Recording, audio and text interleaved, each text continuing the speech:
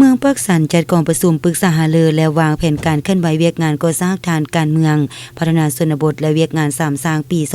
2025กองประชุมครั้งนี้ได้จัดขึ้นในท้ายที่ผ่านมาอยู่สโมสรเมือง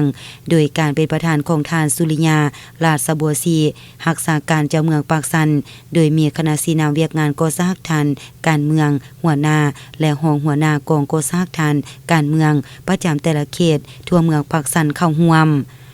เป้าหมายการหันพนักงานลงก่อสร้างฐานการเมืองพัฒนาส่วนบทหอบด้านและเวียกงาน3สร้างปีนี้แต่ละเขตแม่นสืบต่อจะต่างพันขยายมาตีคำสั่งและนิติกรรมต่างๆลงสู่หักฐานอย่างมีจุดสุ่มตาม4เนื้อใน4คาดหมายให้บรรลุและมีผลสำเร็จสร้างความเข้มแข็งให้แก่พนักงานสมาชิกพรรคมีความตื่นตัวสูงต่อหน้าที่การเมืองของพรรค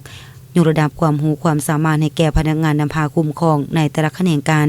พร้อมกันจะต่างพันขยายแนวทางของพรรคระเบียบกฎหมายของรัฐนิติกรรมของรัฐสร้างความเข้มแข็งให้แก่ระบบการจัดตั้งอยู่แต่ละขั้นมีความหนักแน่นทางด้านแนวคิดการเมืองเฮ็ดให้เมืองปากสันมีความสงบ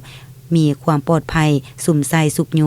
การพัฒนาเศรษฐกิจวัฒนธรรมสังคมให้มีการขยายตัวอย่างต่อเนื่องติดพันกับการแก้ไขความทุกข์ยากสร้างบ้านใหญ่ให้กลายเป็นสีสันตัวเมืองน้อยในชนบท